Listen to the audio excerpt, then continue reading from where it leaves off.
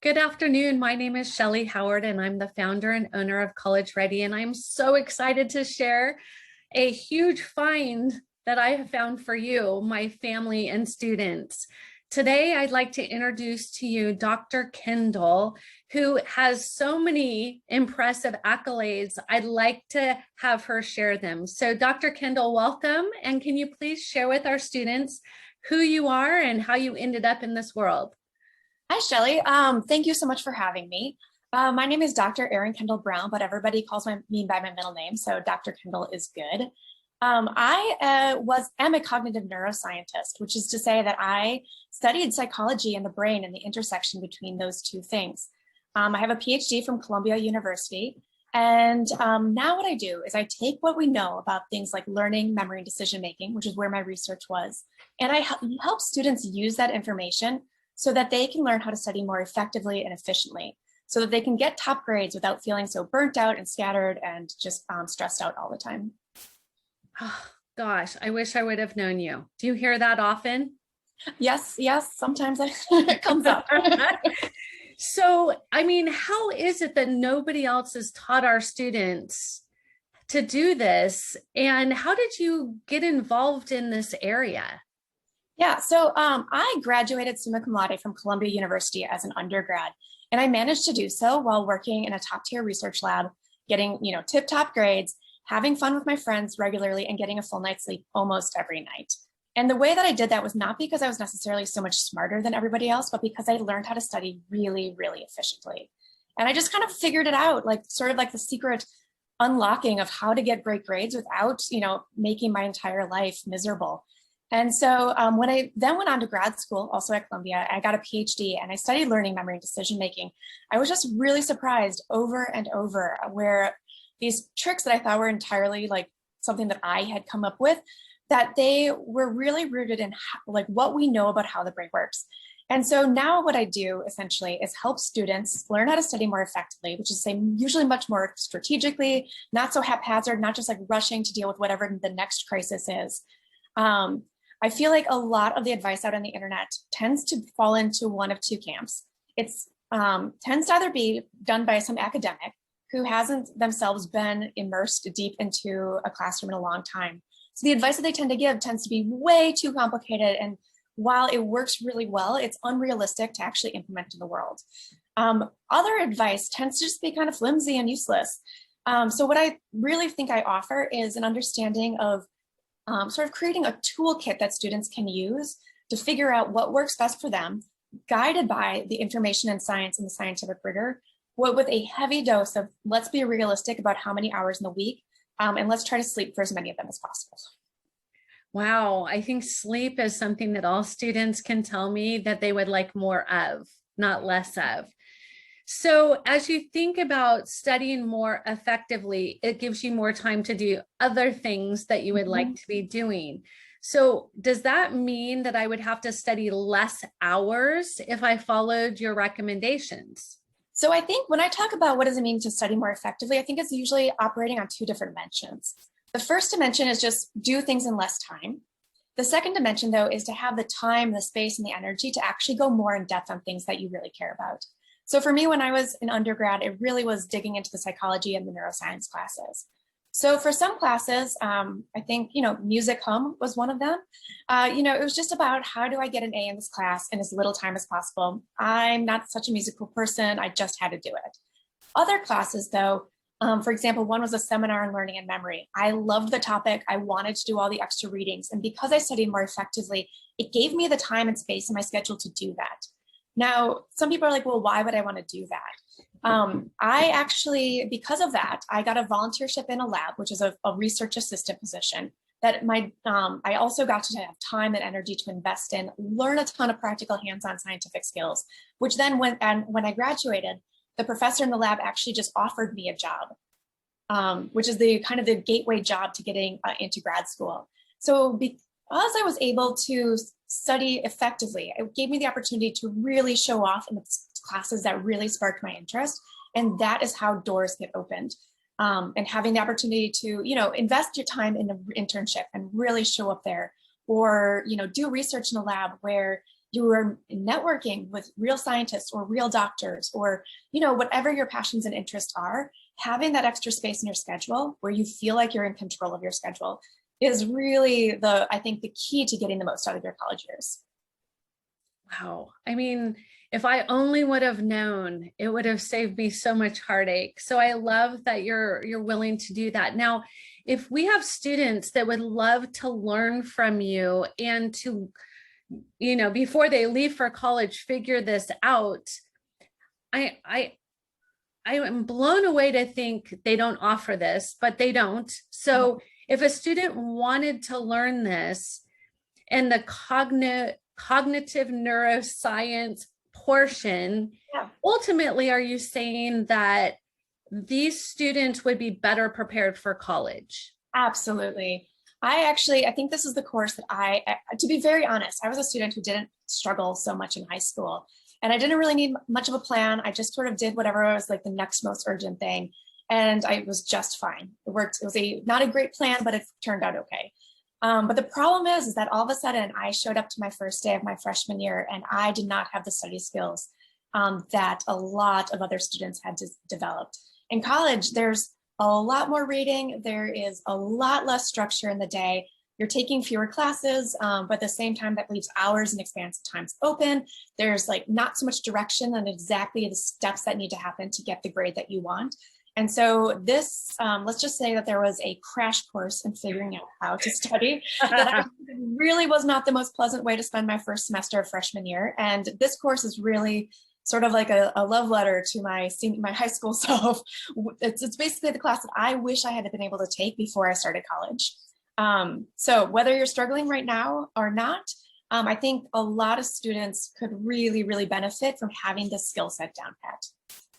Yeah. So when we talked about what it is that you do, and I was thrilled. I mean, I'm like, not only do I wish I would have had this, I wish my own kids would have had this.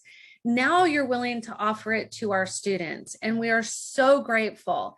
So can you go a little bit deeper into the class itself? Now, before you do, sorry, I don't mean to cut you off.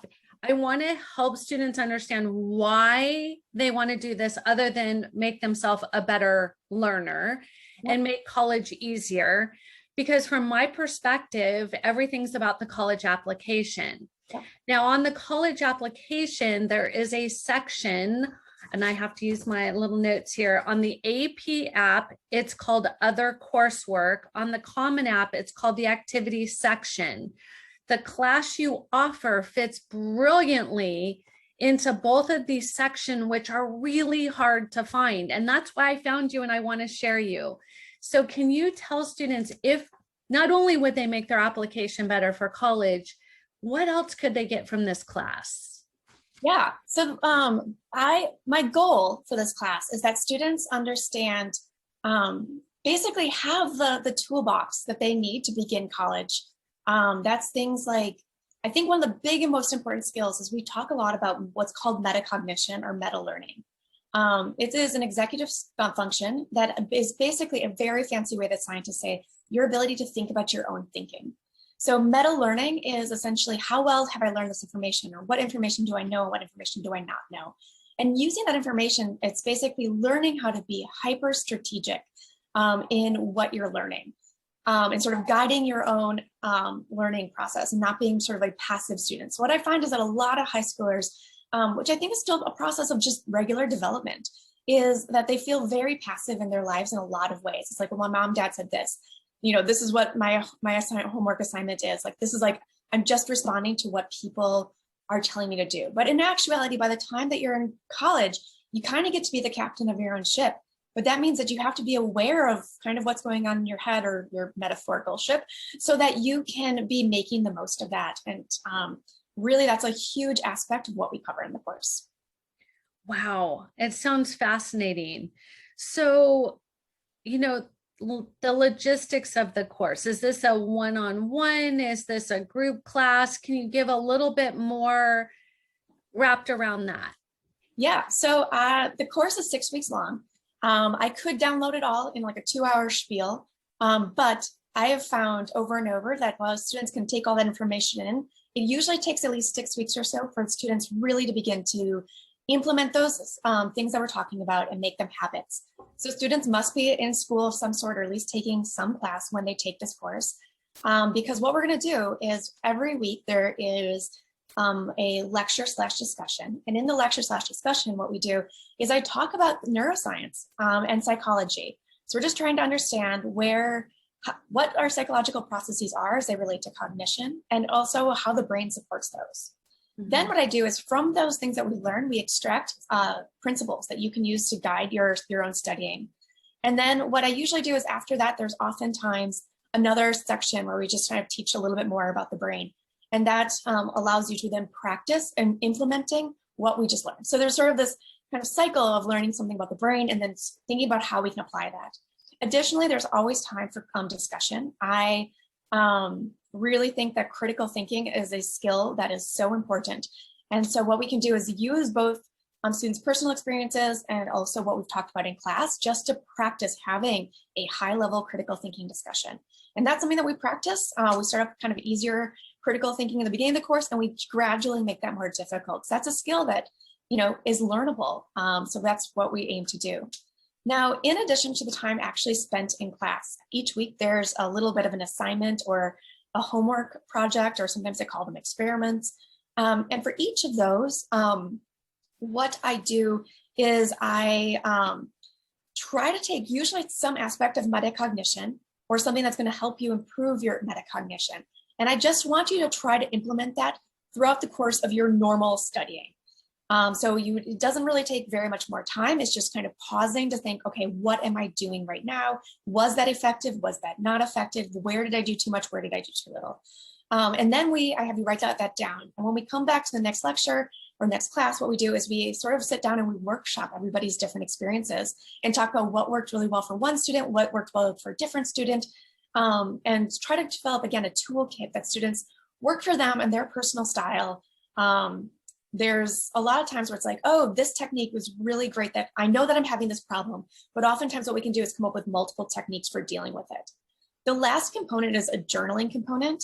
And journaling is a great, low cost, easy, you can do at any time opportunity that students can just kind of pause and think about what they're thinking and feeling. And that there's something magical about putting your thoughts and your feelings and where you're stuck and what you've tried so far and why it's not working. You can also be really angry and nobody's going to know, and you can kind of like get out your feelings. But once they're on the page, it makes it really much easier, I think, to see what you're thinking and kind of think about it like, how would you recommend a friend deal with this? And kind of as soon as it's out of you, it's really helpful for thinking about your problems in a different way. So I think it's a great habit to employ, especially while you're learning how to think about your own feelings and your own thoughts. So those are the main components. Wow. I'm just so blown away. As I am listening and I'm matching students in my mind with who would be a perfect fit for this class, is there any certain student that wouldn't be a good fit, or are there students that typically do better than others, or is everybody going to benefit? I think any student who's really motivated and wants to learn the material and actually employ the techniques and at least experiment with them. I'm not saying not everything's probably going to work for you, but at least give it a good try and see how it works, and be open to receiving information and getting feedback. Any student who's really motivated, I think, is really going to get a ton out of the course. Outstanding. Now, students are feeling a little down or disappointed about the pandemic, and I tell them to take lemons and make lemonade. That's just my constant mantra. Are there any top tips you can give students who are struggling with this pandemic? Yeah, so the main complaints that I've heard from my students is that they're just feeling a lot more distracted and less motivated than usual. And so before I go into actual tips, I just want to highlight that those are two symptoms of depression and other mood disorders. I know that teenagers are just extra susceptible to kind of having a first diagnosis of a mood disorder. And the stress of a year-long pandemic is also likely to create a situation where incidences of mental health problems and troubles are higher than they are usually. So my first thought is that if students are really experiencing a lack of motivation, sort of the difficulty getting going, sort of feeling kind of brain foggy, that might be something to definitely check in with a parent, another trusted adult, or a doctor. Just because if you're not in a mentally healthy place, nothing else is going to help, right? So take care of your mental health first and foremost. The second thing is, so usually what happens in school, right, is that you have a class. Let's say you go to your math class first, and then you get up and you have, a 5-minute break where you go chit chat with your friends, you talk about what just happened, you have a little bit of gossip, you go to your locker, you pick up some stuff, and then you go to another room and you sit there. It turns out that the contexts we're in are really, really important for binding memories into like a basket. So the fact that you're in a math room where you always study math, that actually is going to help you take all of your math memories and study and sort of compact them into one memory. Now, then you move on to your next class, let's call it your social studies or what have you. Again, you're going to be in a social studies room. There's all the social studies imagery on the wall. And that is actually going to help you take all of the memories that are associated with that class and like put them all together. So one thing, this is called basically called something like context dependent memory or context dependent learning. Most students who are sitting in front of a Zoom screen all day are not experiencing those context shifts. And both the break, the chit-chatting with your friends, and the context shift are all really, really helpful for helping you remember that information. So that is something that you can kind of artificially reconstruct. And so especially for classes that you're finding it hard to study for or you struggle with a bit, if you have another space in your home or even in your room, you can like shift around somewhere else, is that give each class, or at least the classes that you struggle with, their own space. And that's just going to let your memory take this idea of context dependent learning and let it do what it's good at. So that is one kind of simple, easy technique. Another thing though, is that you have hopefully 5 minutes or so between classes. This is not a moment that I would recommend checking your email or sitting at your computer or staring at a screen anymore. If you can get even just a little bit of exercise, moving around your house or your apartment, that is really, really good for just creating a break and letting your mind actually replay without you thinking about what it's thinking about, what just happened, and help it consolidate all that information. Tip number 3 is that we're used to having a lot more social interaction when we are, in school, and that can be really, really important even for the introverts amongst us. So one thing you might consider is if your school is all on the same schedule, is just take those 5 minutes, get on a group phone call, throw it all up and have your gossip, talk with your friends, clarify if you had any questions that came up in the past class and be like, did anybody catch that? I was confused. And did you see so-and-so's hair? Did you like whatever it is, like that sort of social interaction is really, really important, but students aren't getting it. And there's no reason for you not to just, go old school, put 3 friends on speakerphone and like have a good bit of a walk around in the chat. So that's kind of one set of information, one set of techniques. Another thing is with the focus and the distraction aspect. I think students overestimate their abilities at correction. I think all people overestimate their abilities to pay attention when there's distractions. And so we all know what our good distractions are. And sometimes we can convince ourselves that are like helpful. So for me, my big distractions usually my inbox and my email. And I'm like, well, I have to check my inbox because of, work. But in actuality, I probably don't need to be checking my inbox every 7 minutes. Likewise, your phone is probably a big source of distraction. You probably, whatever. So what I really, really recommend is doing an audit of the things that distract you when you're studying, and then come up with a very concrete plan to deal with all of them. If you're still dealing with distractions, it's actually a skill. Your ability to pay attention for periods of time is a skill that does increase with practice. And so if, for example, you're studying and you have control of your time and you can't really, encourage your teacher to abide by this, but be like, all right, I just focused for 8 minutes straight. Today, I'm just going to focus in 8-minute units. That's just where we're at. So I'm going to do 8 minutes on, a couple minutes off, 8 minutes on, Harry Styles dance break, a couple minutes on, a little Lizzo, whatever it is, pick your thing, but just like basically get into a habit of like taking these micro breaks every, after 8 minutes. The next day, be like, all right, I'm going to put a timer on. Now I'm going to do 9 minutes. And then slowly and don't rush yourself. This is one of those things where it's a pandemic year. You're going to have to be patient with yourself. Slowly increase it up to somewhere probably between 25 and 35 minutes, at which point you probably want to take another break just because you'll be able to study longer if you take short breaks more frequently. Wow. I mean, I already feel like I need to make some changes. Yeah. So thank you so much. I am so grateful that our paths crossed and that I have brought you into the world of helping our students get into the best colleges. What a role model you are for all you've accomplished. So thank you for joining us. And I will post for the students the day, the time, and the details. I just want to thank you again for sharing all that great information. Well, thank you again for having me, Shelley. I cannot wait to meet your students. I really do love teaching. And I love watching students grow and transform and learn, and watching the executive function skills that, sometimes adults like to, remind their teenagers that they don't have. That is a skill that can be grown and developed. And that is something that I really, really love doing with students. Fantastic. Thank you so much. Take care. Bye-bye.